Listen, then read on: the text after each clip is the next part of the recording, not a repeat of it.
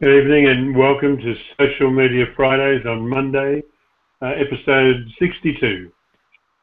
We meet here every week to talk about what happened this week in the world of social media. We post topics of interest in the Social Media Fridays community on Google+, and then we come to talk about them. You can post your own there. You can also join us online. Okay, so our first topic this week is by it's a really interesting article. It concerns a study made by some boffin who said that social media sharing causes dopamine in the brain, that pleasure receptor, or the receptors are hit by this dopamine, and it makes you feel good. It's sort of emotions that are similar to those brought up from sex or exercise or I think eating as well. I can't remember, but it's interesting that people in a good frame of mind during social media sharing, and marketing companies which are able to tap into this could clean up. Well, just some background first. Basically, it is the field of neuroeconomics. The classic economics think that the decision to buy something, for example, is a rational thing. And they found out that during tests that people that bought things weren't that rational. Surprise. And they were testing different parts of the brain. For example, with buying a house, they found that the prefrontal cortex was activated or had a lot of activity. That's the part in the brain that is about irrational. That part of the brain is also used to control your emotions. So they found some inconsistencies when people bought things, and the main reason, according to neuroeconomics, is that people make decisions under certainty, so they don't know the outcome, and because of that, people can be biased, can be afraid, or can be happy, right? Yeah. So it is quite an extensive field. That is, it's not that old of a field, but still, I think, like 20 years old. Marketers used these things already.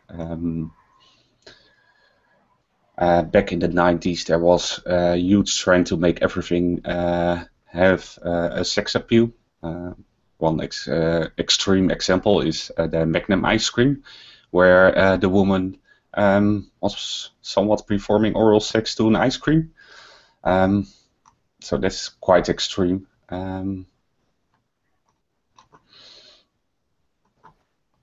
So yeah, it is an interesting field. And the interesting thing with social media is that you can have real-time data, right? If you have a poster or a TV ad, you're not sure how someone would respond to that. With social media, you have real-time data about where the person is, where what he's posting, what he's reading. So yeah, that can for sure be used within neuromarketing or neuroeconomics.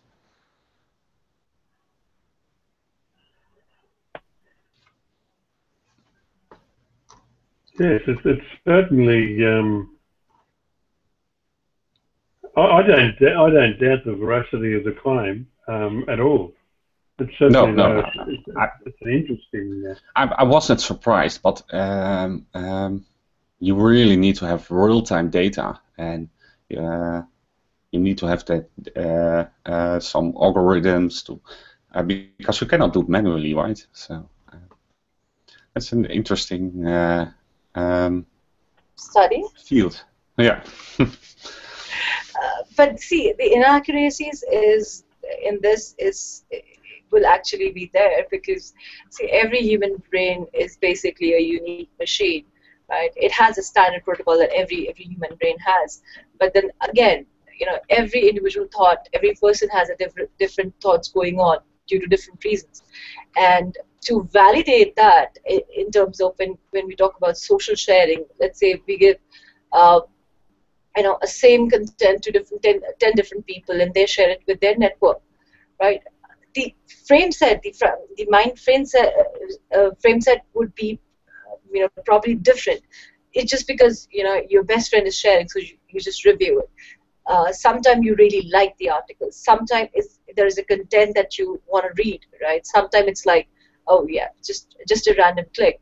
So the accuracy again with the accuracy, it's going to be hard to stamp on it or validate it.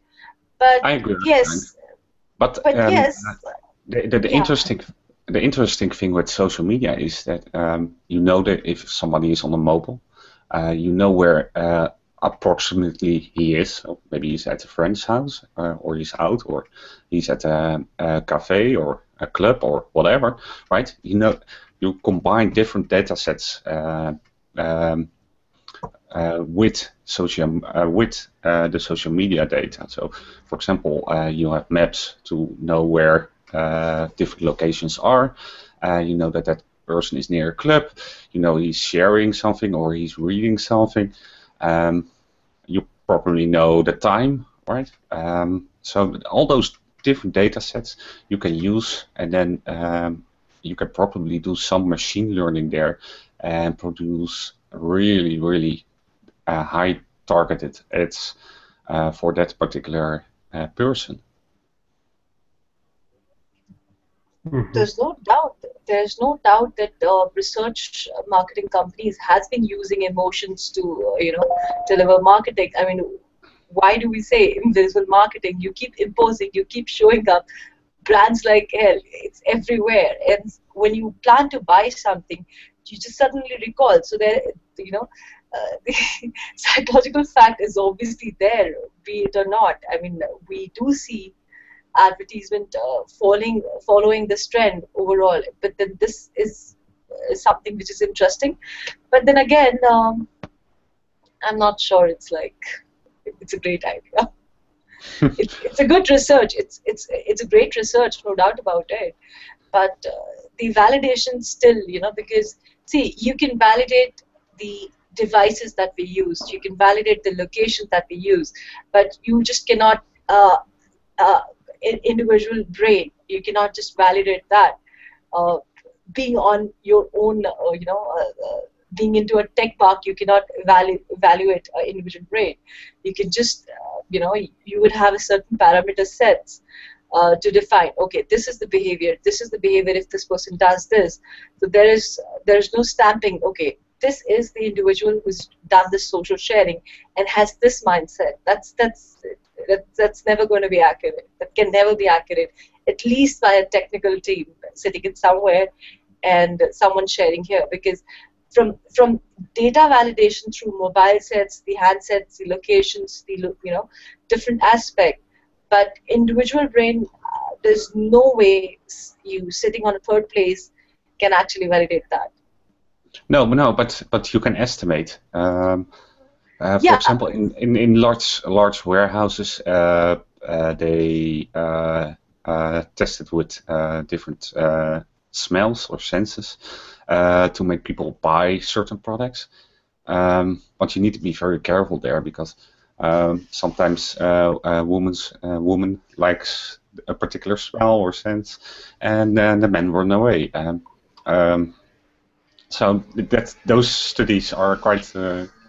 As said, there are always risk in it. I mean, like, oh, a regular walking girl or a woman would like certain smell, but a woman who's pregnant might not like because hormones, her hormonals has changed, right? So you can Yeah. never stamp on it. You can just go on a proposed set of information, like, okay, this is a set of details that would work for these kind of people. This is a set of details that would work for this kind of category of people, right?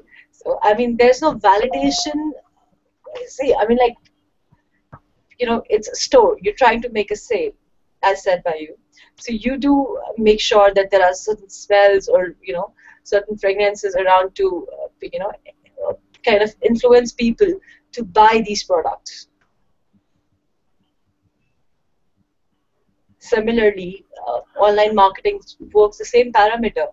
You do enormous branding. You do video brandings. You do social media sharings, and to intrigue people to look into it, to buy this.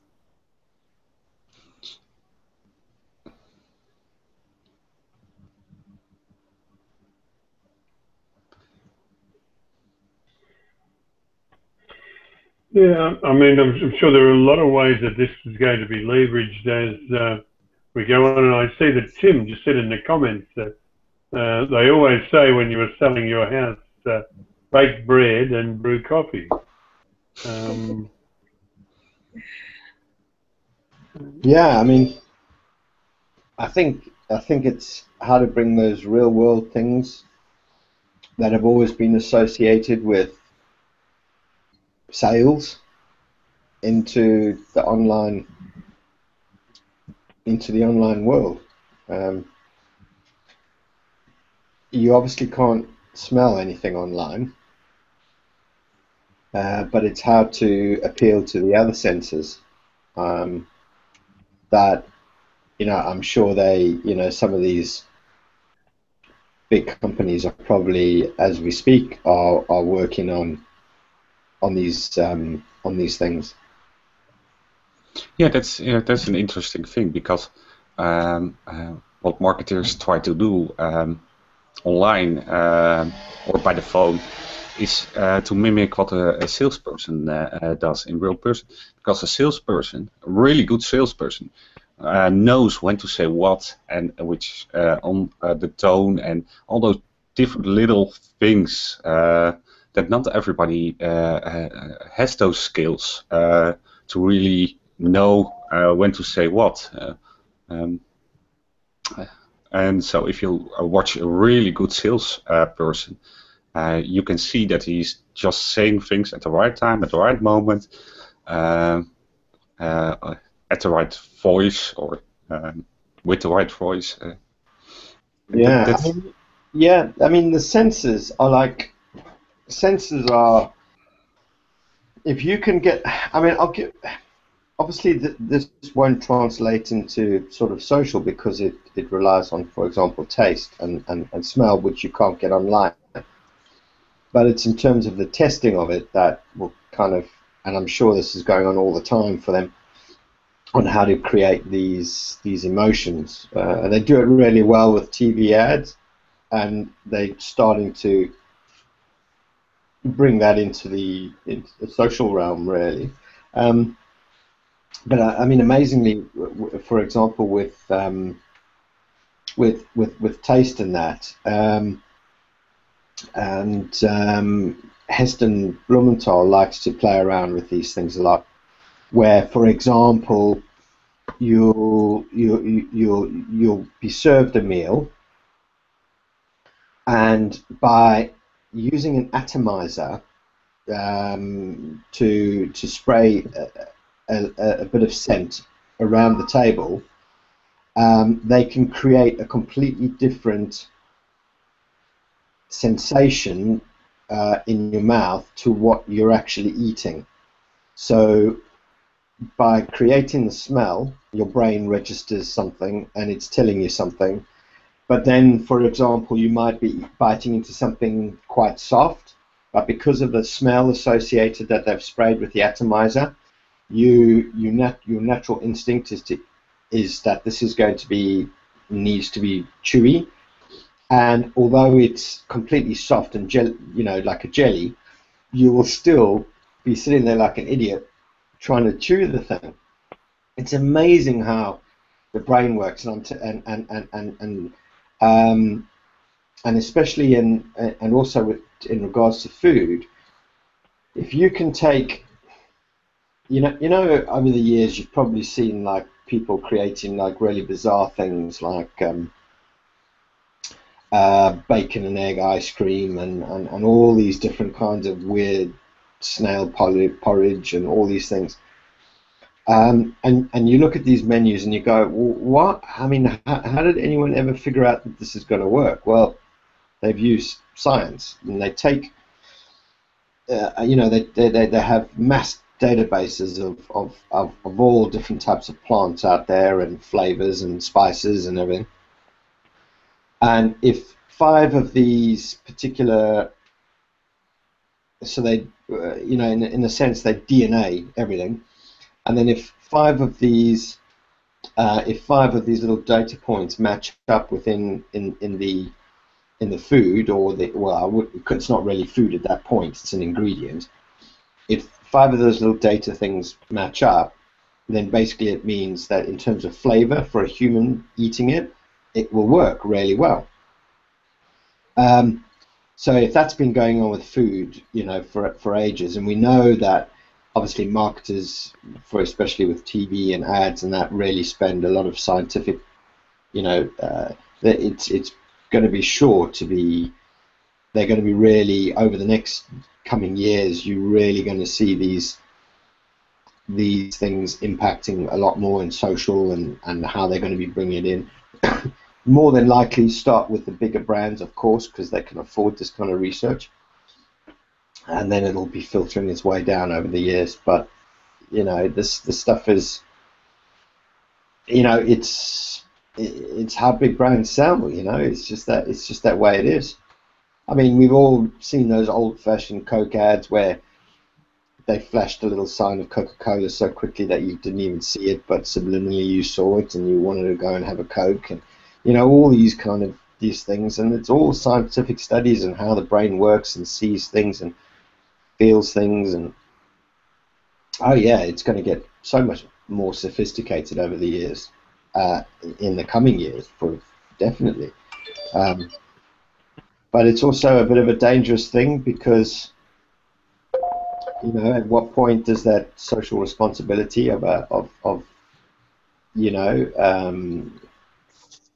it's got to be managed, because there are vulnerable people out in this world, and if a gambling their social thing, it's got to be properly managed. It can be quite dangerous, I think, in the wrong circumstances. But hey ho, we're just watching that. The study shows, people with this research, actually, they say it induces dopamine, but people with low dopamine actually, gets, they actually are more prone to addictions. And that's a dangerous side effect of these advertisements coming along, social sharing. There are dangerous aspects to it. Everyone who's eaten Maggie, see, Maggie, Nestle, Maggie is a very, very old product. Everyone who's eaten Maggie knows that you cannot cook Maggie in 2 minutes. But still we buy it because we've been told, our brain has been fed the information. 2 minutes, 2 minutes, 2 minutes. Still we buy that. See, if these companies has definitely been inducing these thoughts into us. But everyone who's eaten Maggie really knows that very well. Maggie cannot be cooked in 2 minutes. Yeah, I mean, even before social media, I mean, in the UK we've got these, they're bloody ambulance chasers, man. You've got these. Have you had a trip or a fall, and is it someone else's fault and not your fault? Well, blah blah blah, and call the national accident helpline because we can help you get bloody compensation. Well, I remember when my daughter was about, I don't know, she was probably about 5 or 6 at the time, and we were out. I don't know. We were on the coast. We were walking along the promenade or something, and I was looking at something. Wasn't looking where I was going. I was pushing it, and I fell over. And literally, she said, "Oh, are you okay, Dad?" And I was like, "Yeah, fine." And she said, "Ooh, you need to phone the National Accident Helpline." I'm like, "Oh my God!" It goes in, and yeah, it's quite scary.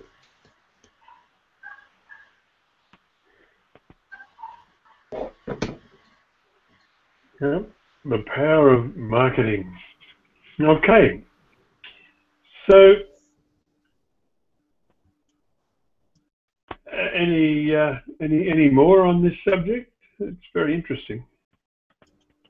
It is indeed. It is very interesting. By the way, 60% of overall population of world is typical psychopaths, but only only 1% of them turns out to be serial killers or rapists, and that's a proven research.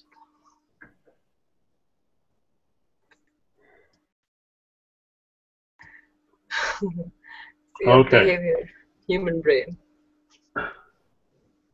All right, let's move on to our next article, unless there are any objections. Okay. This one is about Facebook's solar-powered drone. Apparently, it's hangared not too far from Tim Capper's place.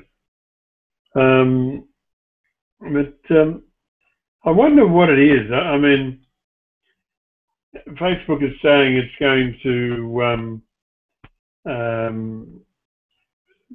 spread or give internet signal availability to the 8 billion people in the world who don't have the capability of being on the internet. Is it that, or is it just that Daniel Zuckerberg has simply too much money and this is another toy? It's a novelty, is it, or not? I would deny saying that Facebook is a total control freak. I mean, people at Facebook are definitely control freak. I would have to admit that. Everything they do, every project or anything that they do is is total control freak. Even with WhatsApp, it's control freak. You cannot do much with WhatsApp, the recently acquired company. Facebook itself is control freak. And we talked about this project that they had in India. I forgot the project name, where they had collaborated with Tata. Internet.org. Yeah, internet.org. Thank you for reminding me of that. I mean, like, this is partial play in that.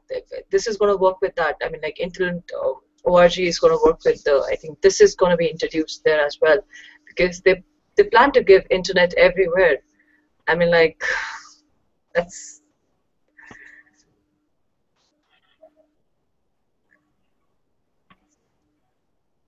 They've already done prototype testing, but the new drones they're going to launch up is like, I think 947 Boeing. The wings is like, it's that much big, the same size.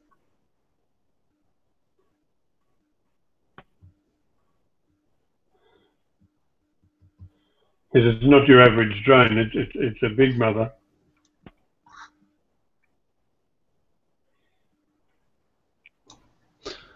I wonder if this kind of techniques will be used because there are other techniques, right?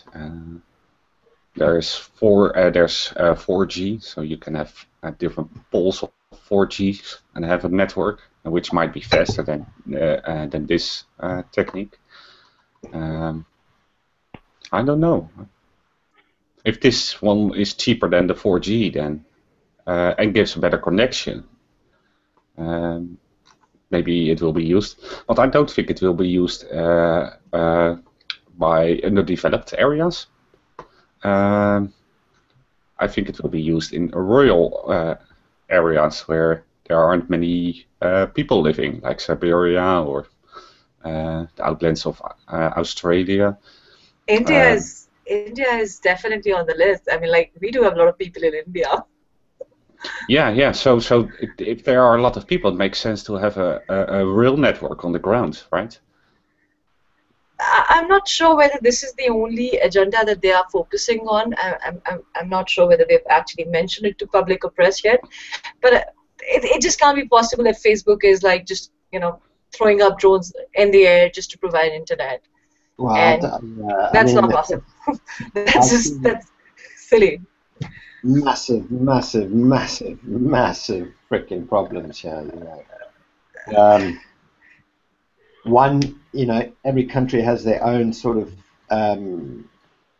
flight authorities. So how are you going to manage that? So will it be subcontracted out to companies in that country to manage and get it up there? So I see that as a potential, because how do they control that? If they're going to be having these drones up in third world countries or in countries which are massive but don't have particular coverage, like I said, like Russia and India, and they've got large amount of space, but in terms of the coverage and that. But then of course you've got Africa and things. I mean, just the logistics behind that is going to be a nightmare.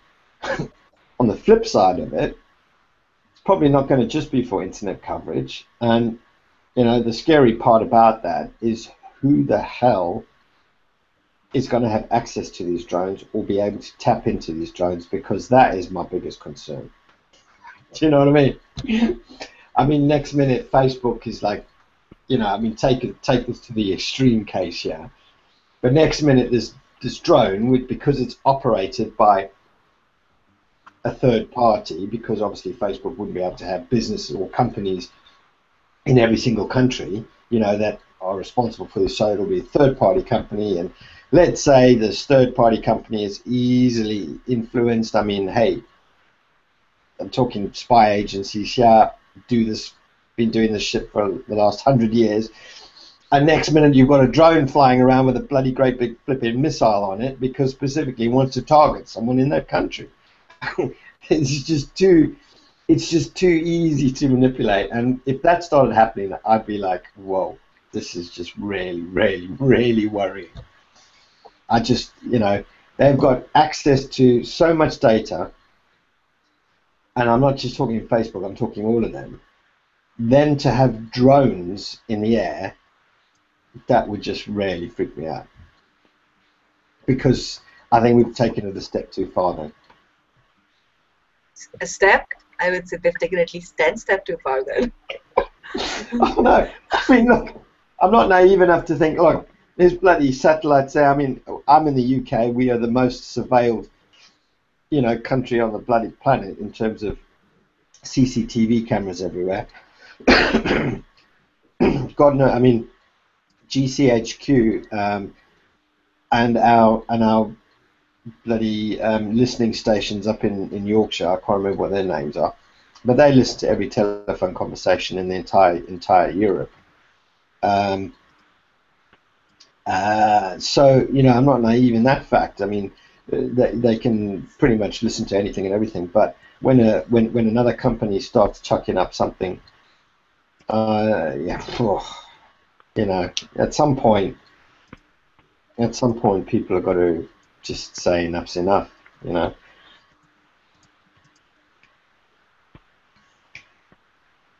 But I'm stamping on it. It's just not for the internet services. That's just not possible. That Facebook is so, you know, so into delivering Facebook everywhere that they would actually, you know, set up drones in sky and start providing internet. That's just not possible.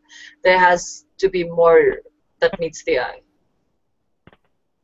It's just not possible. It's not possible. I can't. I'm sorry, but then I do feel there is more to it.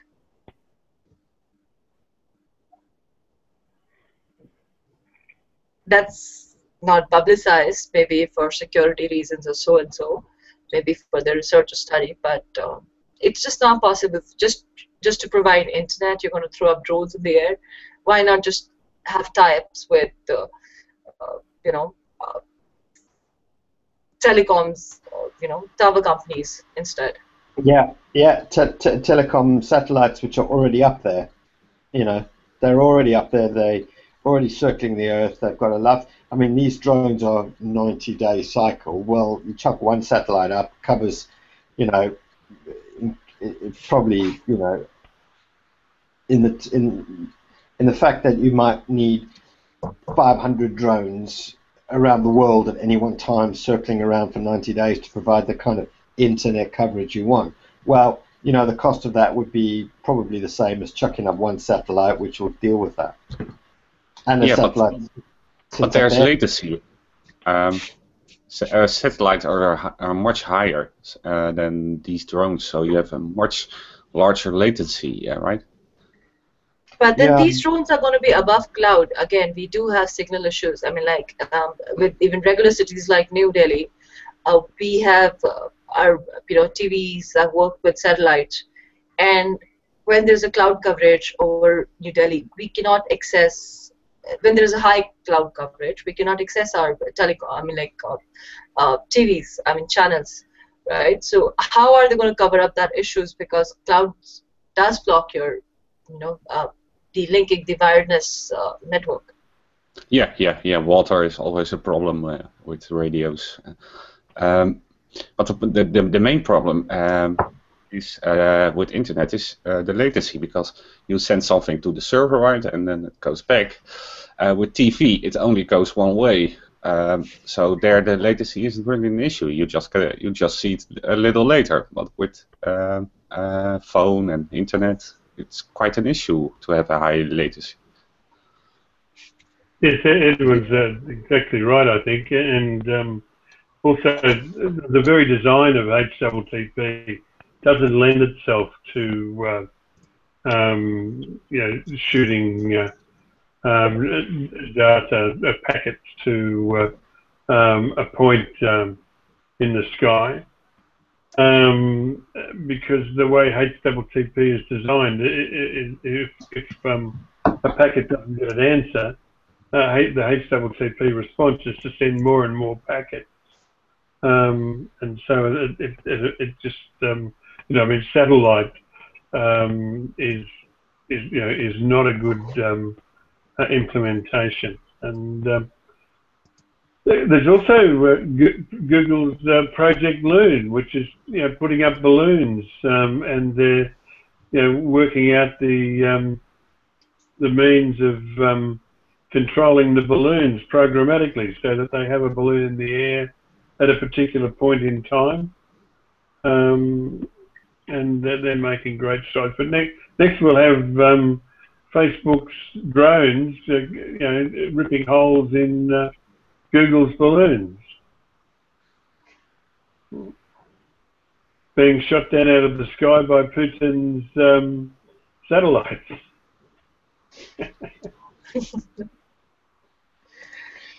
Yeah, it could get messy. It's definitely scary. Thinking about is scary, actually. Thinking about it really makes me scary. I mean, like, I don't know. It is scary. Yeah, I mean, the thing is, do we need more bloody radio waves in the atmosphere? I mean, we already know that, prolonged cell phone usage too close to your head and kids' heads you know, softens the skull tissue, and you know, they're just bad for you. And now we just don't need more crap in the atmosphere. We don't need we don't need things flying around more. Yeah, just build good old-fashioned telephone masts. You know?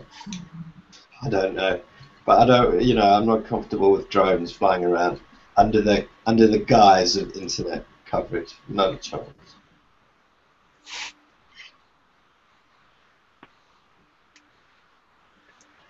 Okay. Have we covered this? Yeah, we've covered it. Well, I've got a feeling next time I click this button that it'll be home time. Yep, it's thank you for watching time. We'd like to thank you for your participation in watching what we say. Your interest is making what we do worthwhile. We'll be back at the same time next week.